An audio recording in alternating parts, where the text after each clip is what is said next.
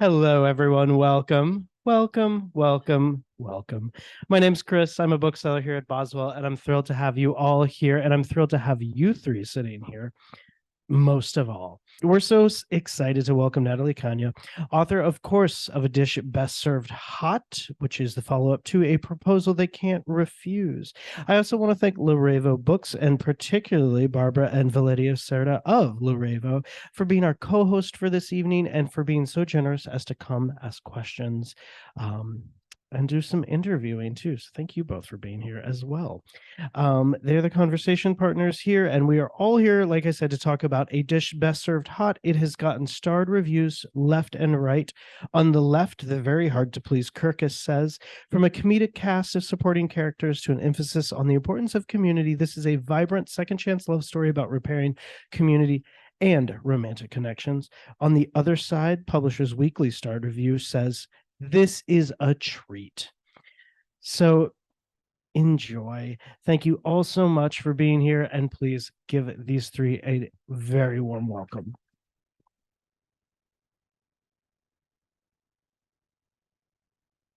Hi, everyone. My name is Valeria Cerda. I am the co-founder, co-owner of Revo Books with my sister, Barbara Cerda. And just a quick little bit of information about Revo Books is we're Wisconsin's only Latinx-focused bookstore. We are a pop-up, an online store, and we also have a satellite bookstore at the Marne in the 3rd Ward. So after you're done hanging out here at Boswell during the week, come hang out with us at the Marne. We're there as well. But I want to shout out Daniel and Chris for having us. Thank you so much for thinking of us for this event. Invite us to more. But yeah, I'm going to hand it over to Barbara to kick us off. All right. I am Barbara, like Valeria said, very excited to be here. So before we dive into the book and talking about the book, I'm super chismosa and I really need to know about you. Having, conversations with authors, like, is very new to us as like baby booksellers. And so I'm just very excited and feel very honored to get to know you. So tell us, where are you from? Make sure this is on. Okay. I am actually from here, Milwaukee, Wisconsin, born and raised. Yep. So, local author. And I know you're gonna bust me out for writing about Humboldt Park. But yes, I was born and raised here in Milwaukee. I graduated from Franklin. That's where I went all from kindergarten on. Went to Marquette, went to Mount Mary, and now I work in Waukesha. So all over. I went to Alverno. Let's fight. No, I'm just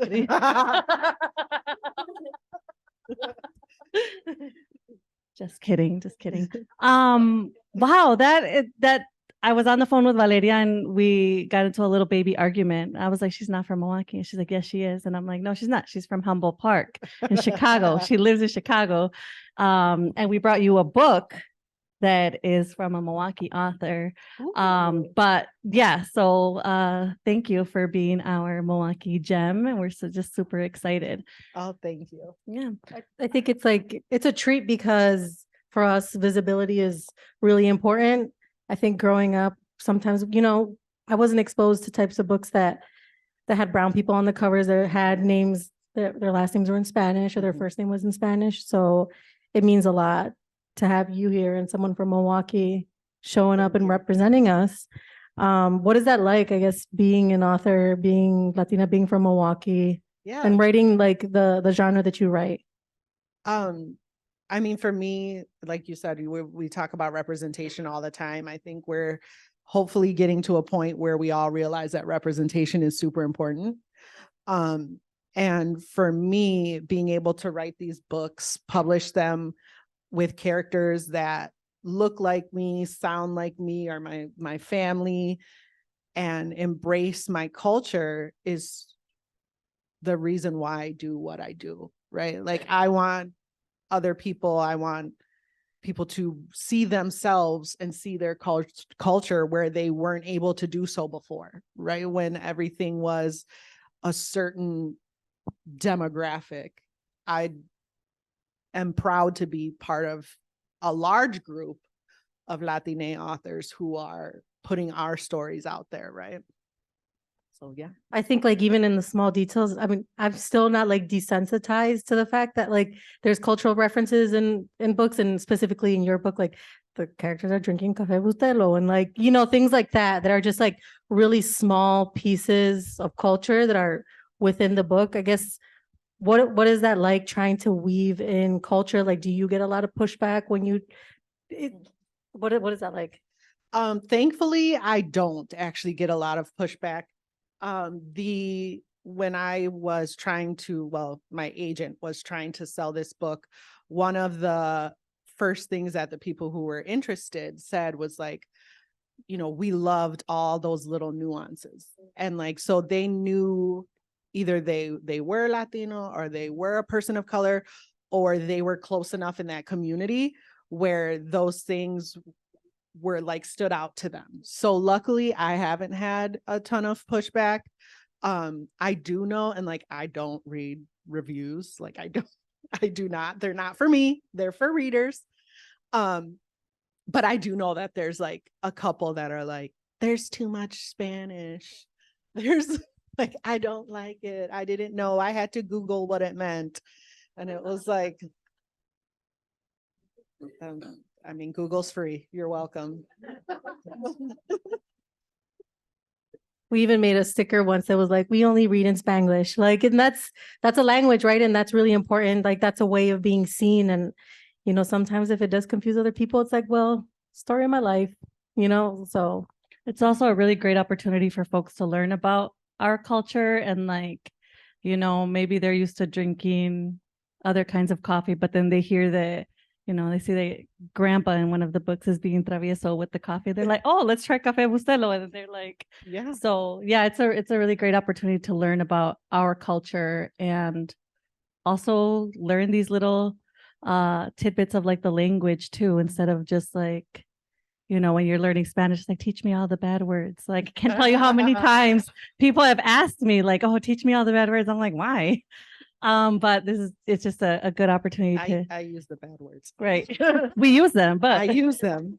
I use the bad words and the good words. right. But like our culture and our languages, and they're just so beautiful. So it's we're grateful that, you know, you're sharing that with all folks that are reading your Thank you. book.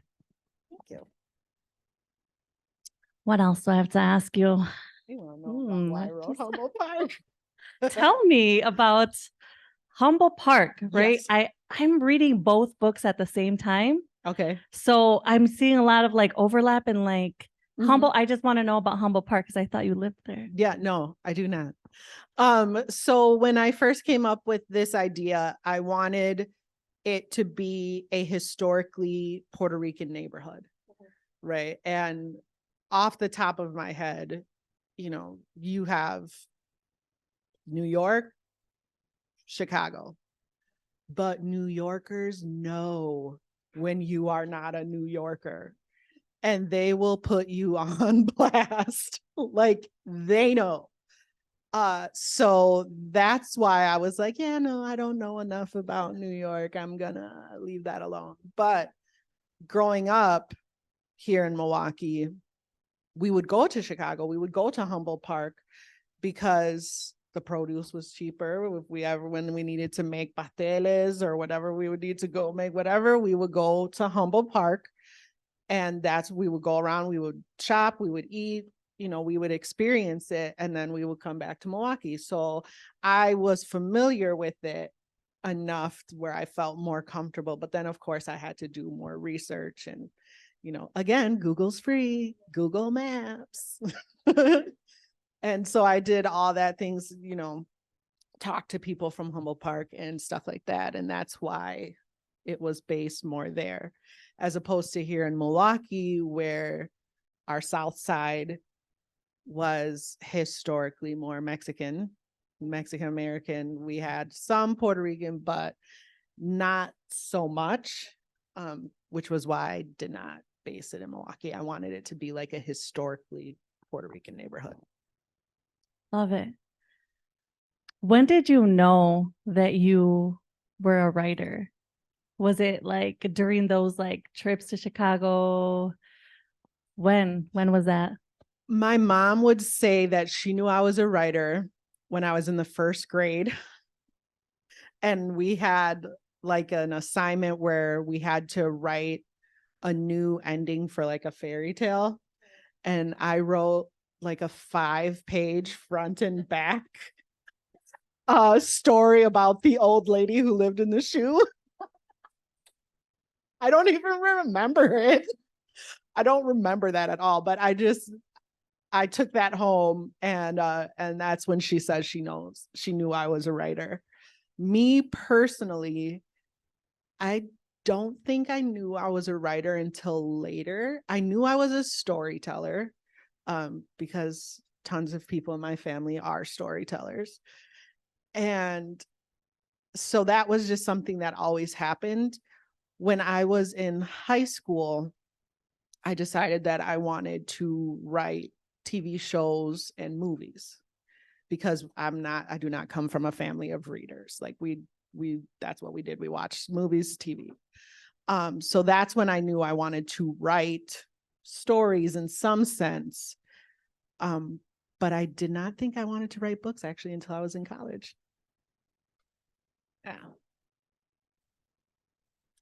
I think like with reading, there's like this some sort of like ladder of engagement, like something that you just said that sparked a question is not coming from a family of readers. And I think that really resonates with me, because even as we opened up our bookstore, like some of our family members are like, why? Like we don't buy books. People don't buy books. Yeah, we don't read, and so I think there is this ladder of engagement of wanting to read.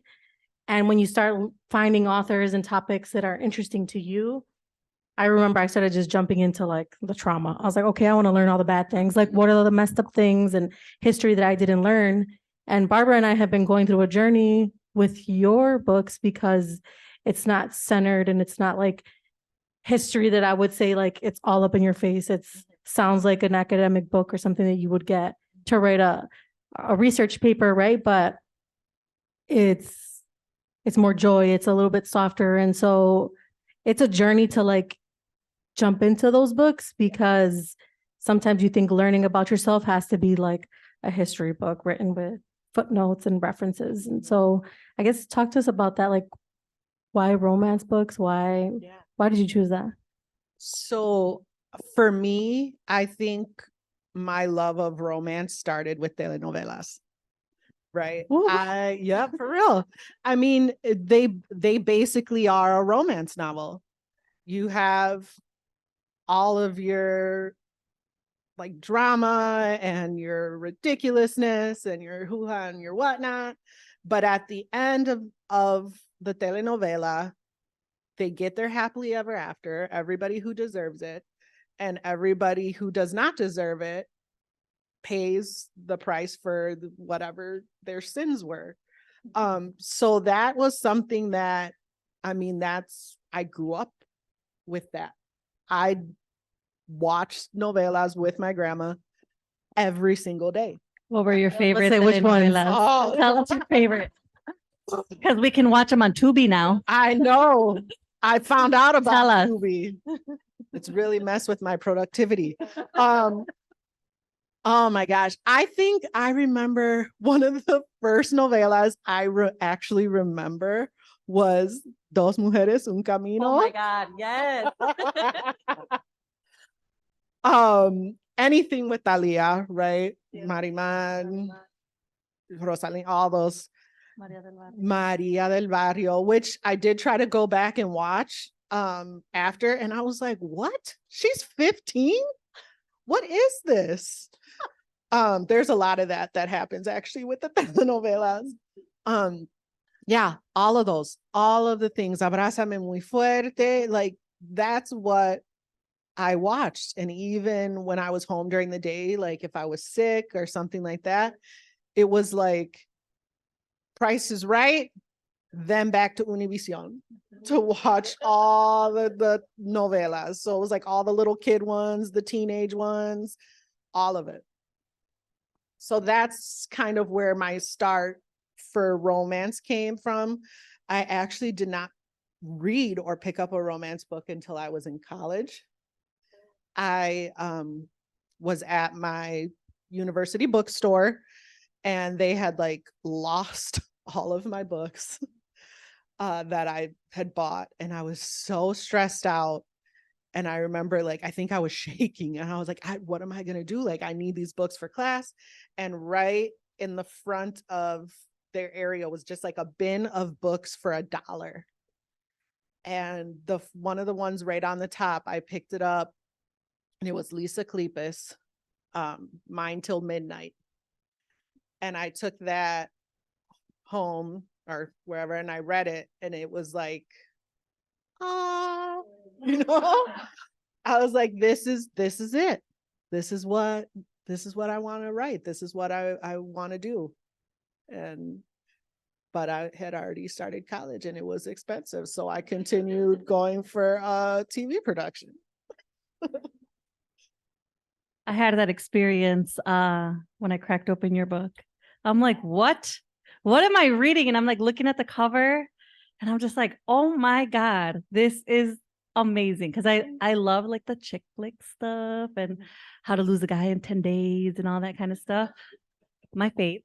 But I'm just so fascinated. I'm so glad that we're reading this book.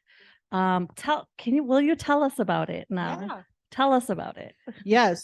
So this book that just came out yesterday, I'm gonna hold it up. Yeah, I'm gonna hold it up. This is book 2, and it features our hero is a single dad, and the heroine is the woman from his past who got away, and then now is back in Humboldt Park trying to take care of her grandfather and trying to work at the area community center, which I will say I modeled after UCC. It's modeled after the United Community Center. I used to work there. Yeah. I used to do a lot of stuff there when I worked for Milwaukee Public Television. So I wanted it to be like how UCC caters to, they have the school, they have the arts, they have, the after school programs, they have the stuff for the senior citizens, they have everything there. And it's like this little community. Puerto Rican people started UCC. Yes, they did.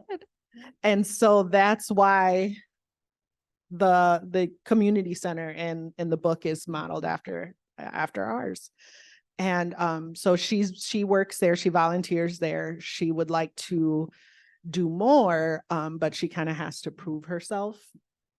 And they kind of butt heads, and their grandpas butt heads. That's my favorite part.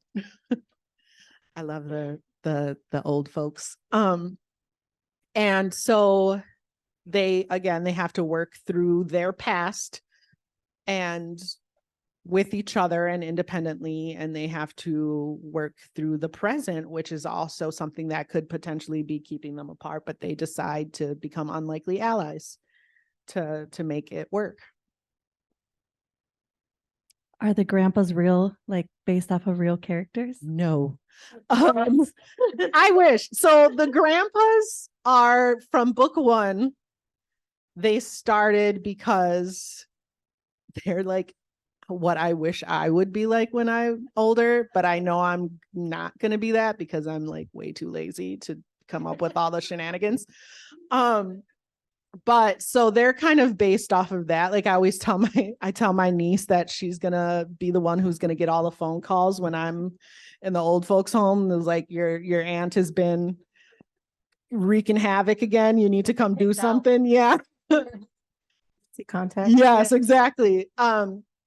So, but they are in a little tiny sense based off of my own grandma, who did not seem like it at all. Like she just seemed like the quietest, like sweetest, like nicest person. And she was, but she was also real quick with it. Like she would say something and you'd just be like, wait a second, like, hold on a second here. So in that sense, and like the way that they banter is kind of based off of her. I noticed that this book has like these political theme. Like you talk about gentrification in there. Like say more about that. Why'd you include that? Yeah, I think for authors of color specifically going into this, these are the things that we face every day in our life, right? They're a part of our everyday. So there is no taking that out. There is no trying to ignore it and pretend like it doesn't exist. There's only trying to do it in a responsible and respectful way.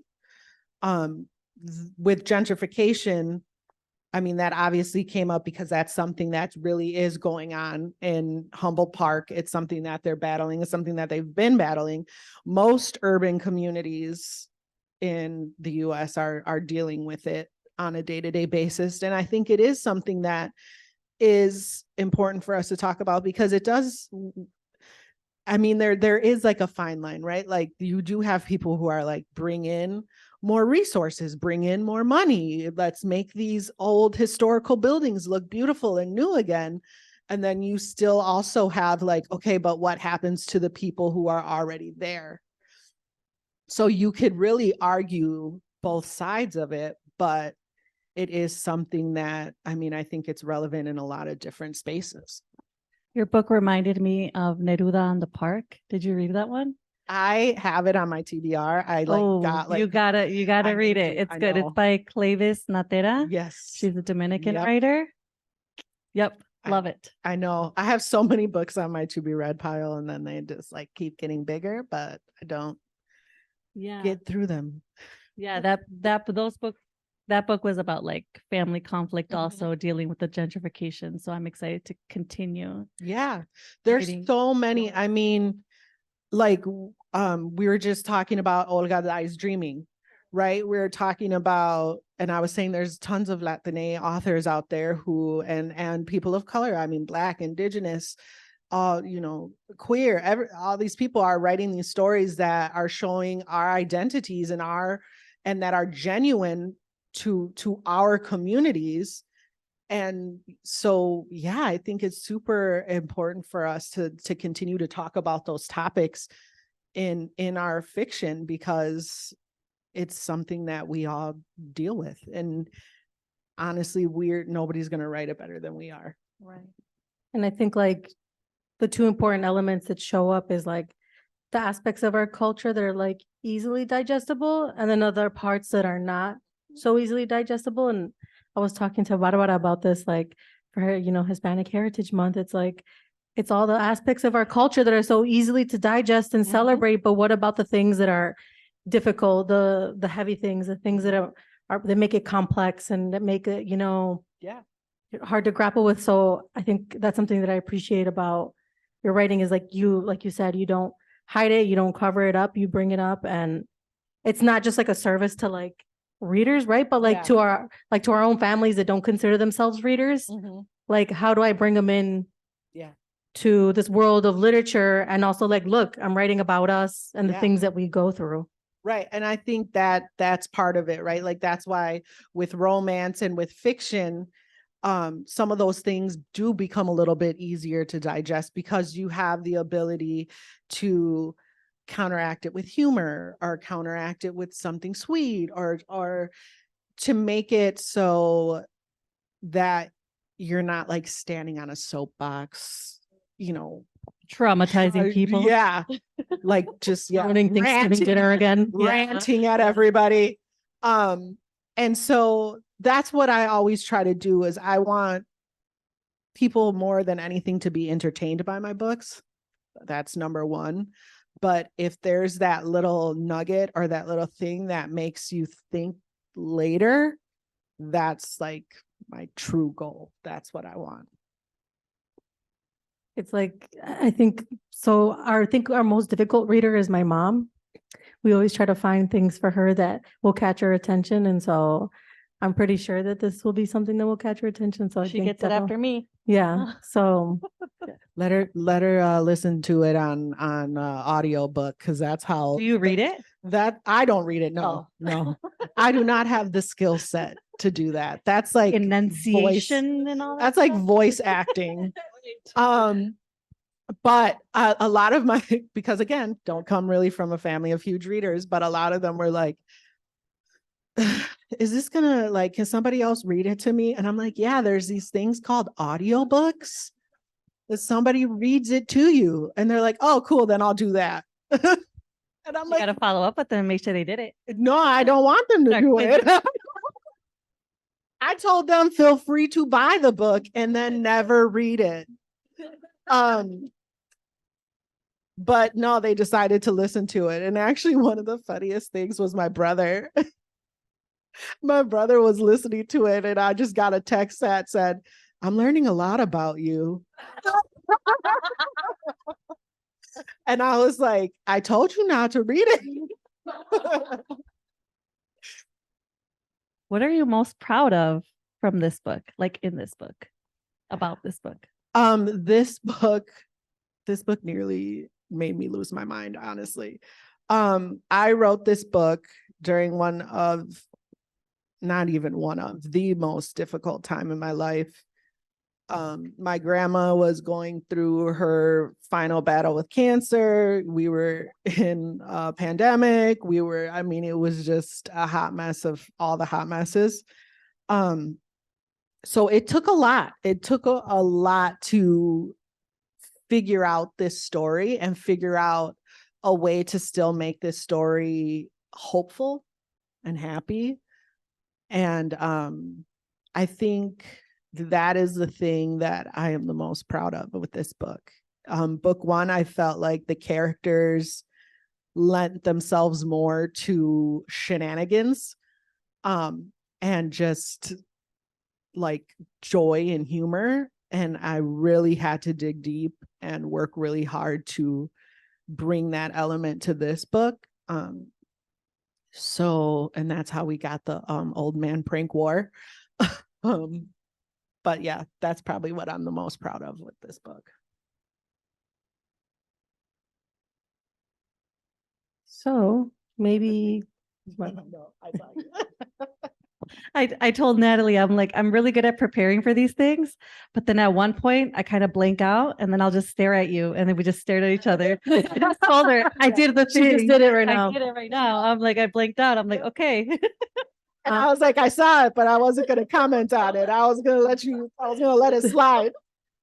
Maybe this is a good time where we could see if the audience has any questions. But even before I jump in, raise your hand if this is your first book by Natalie. This is your first one you've read right here. Okay. What about you've read both of them? Raise your hand. Nice. Okay. Yeah. Nice. Okay. On your way to it. This is a lot of my family and friends. Cool. Is there any questions? Yeah.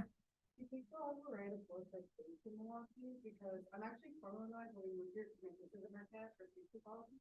Oh, And awesome. like, I was like, oh, it'd be so cool if she wrote something about Milwaukee. Because now that I'm here, I'm like, there's so many cool like places and stuff like that. Do you think you'll ever like write a romance? Oh yeah, I did. Yeah, for sure. Yeah, that's the easy answer. I had something else to say and I totally spaced and forgot. So yes.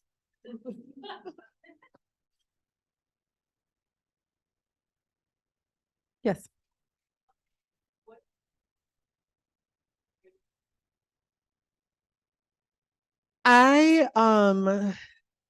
Oh my God. I like tend to watch the same things over and over and over again, just because that's what my anxiety likes. But the thing that I was just actually telling my cousin that I was watching like all day yesterday, even though I was supposed to and marketing type stuff. I watched like a whole bunch of Great British Bake Off. It's so good. Yes, it's just so good. Like it has like enough of like the drama and like the intensity, but it's not too much and it's still like super wholesome and they're like all like nice to each other because they're not like actually trying to win money. They just want to like win whatever that plate is. So it just like, yeah, it just helps me chill out. But other than that, I just like watch New Girl on repeat, Parks and Rec. Oh, Like just those things I want over and over and over. No more novelas. See, I tried, and I feel like all the novelas now are like all like narcotraficantes, and they're like a downer. Like can't do it. I want the happy love story ones. I don't want like the drug dealer going to prison and whatever type ones. Yeah.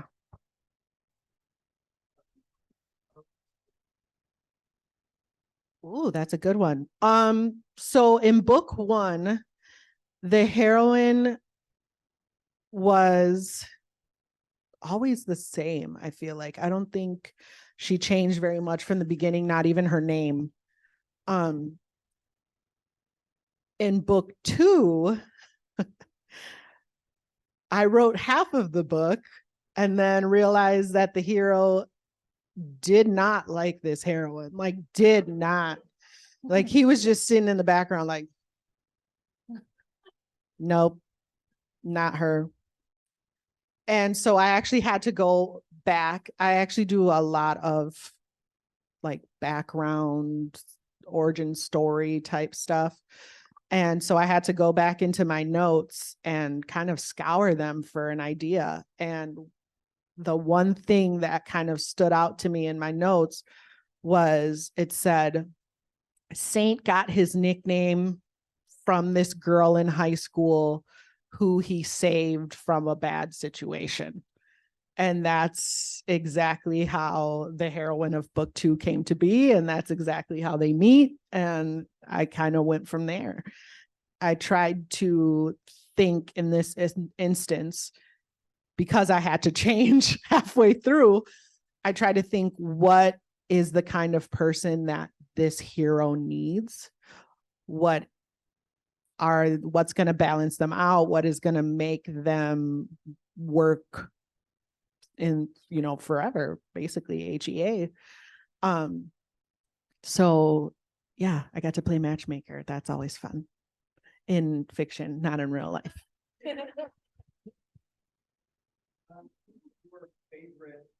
favorite writers, and which writers that end their books, and which are the ones that influence you the most? I would say the book I think that influenced me the most is like in the early 2000s. And this might be one of the first books that I read actually. Jennifer Lopez, which she was like my idol, y'all. Like she was every Puerto Rican's idol. She started her production company and she had acquired the rights to a certain book called The Dirty Girls Social Club. And by Elisa Valdez Rodriguez.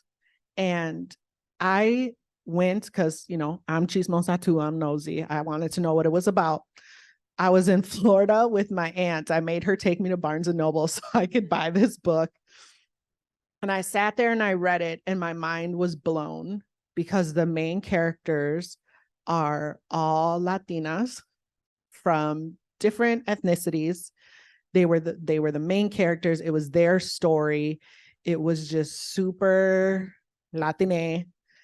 And it kind of blew my mind because that was the first time that I'd ever seen or experienced anything like that. And so I would say like that would be the book that let me know that we can be the main characters. Our stories are just as valid. So yeah, I think I would say that was the book that really inspired me and influenced me the most. Now that I write romance, there are so many Latina authors who paved the way for me.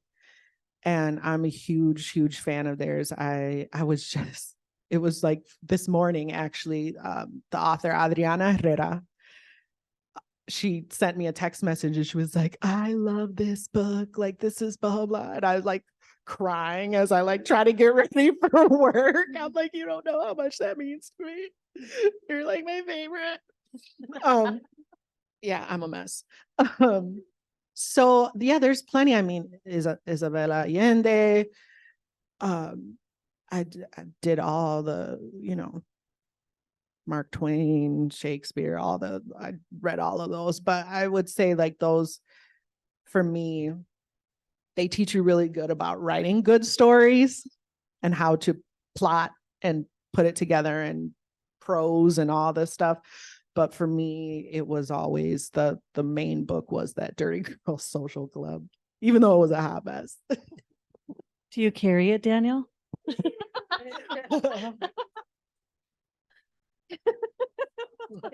I mean, it was like old. Yeah. It was like 2004. So yeah, I would We're gonna find it. I borrowed it. I borrowed it to a friend once, and then her house she had a fire at her house, but like the sprinklers went on and it like damaged my book. And I was like, hold on a minute though, but what about my book? I'm glad you're safe and your stuff is safe, but what about my book? That is a lesson. Don't let anybody use your books.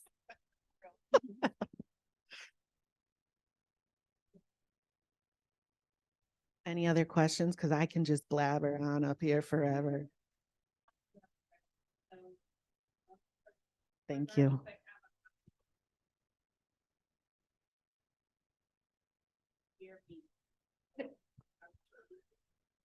I remember.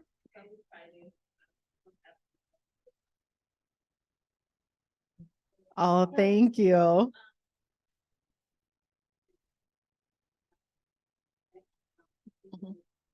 Yes. No, that's book 3.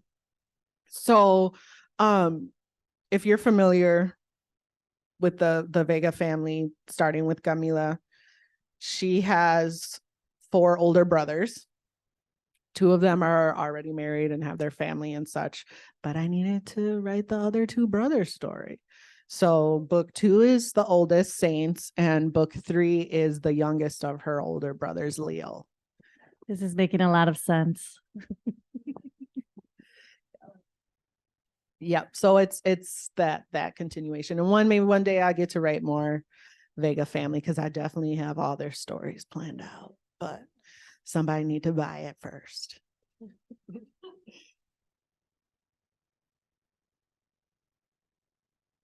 Any other questions? Do you guys have any other questions? Oh Lord, here she goes.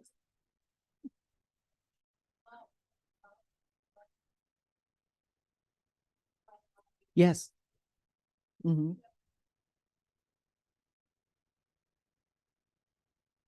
I have an idea. I've had this idea that I want to it's like a paranormal kind of I want it to be like Beauty and the Beast, but with the chupacabra. But I'm trying to figure out how I can make that work and how I can do it. At first, I wanted to add like Taino folklore. But then I realized that that's not my place, because I'm not part of that community. I don't necessarily really know. And it's a pretty Taino, that indigenous group is a pretty tight-knit group, and they don't really share a lot of their folklore with people who are not part of it. So I still want to do it. I just need to figure out a different way. We're all brainstorming for you. We're like, I know, right? I know. I really want it to be like Buffy the Vampire style, where it's like they look normal until they change, and then all of a sudden he's the chupacabra. But again, that was a pretty good question. It was a really good question.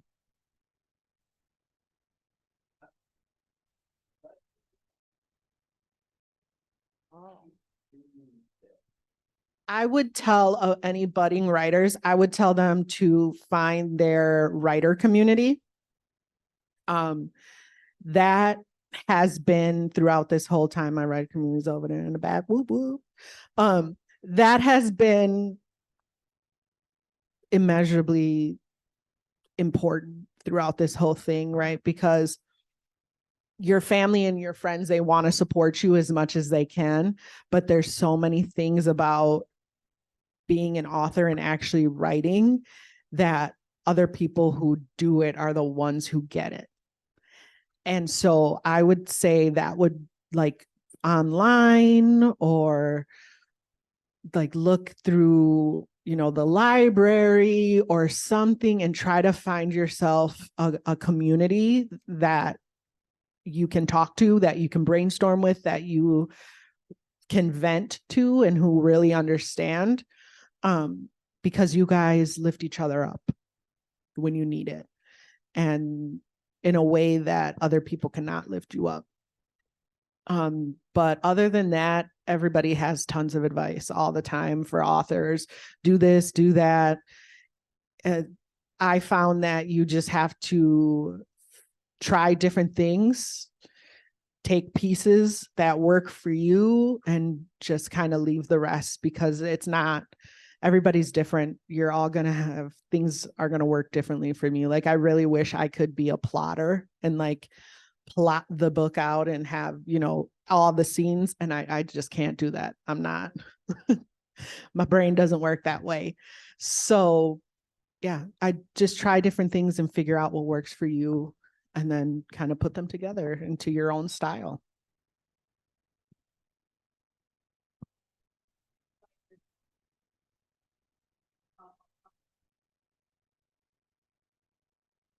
Well, when I didn't have a job, no, I taught for years while writing, so that looked very different. Sometimes I could, like, it would go weeks without being able to write, just because I was, focused on teaching, or I was stressed or tired or whatever. I took a year off, and then I learned all about procrastination. I was like, I have all the time in the world. And then it was like, your book is due next month. And I was like, oh yeah, that's right, I should probably write that. So it's a whole different thing. Now I'm back to working full time, but it's at a different position. So it's a lot less stress, a lot less expectations. And so I can come home, take a short break, and then work on whatever I have to work on for a couple hours. But usually most of my stuff gets done on weekends, because it's just a lot easier. I have more energy. My brain isn't as tired.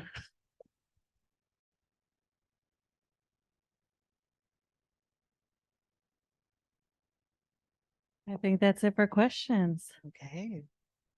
Can we get a round of applause?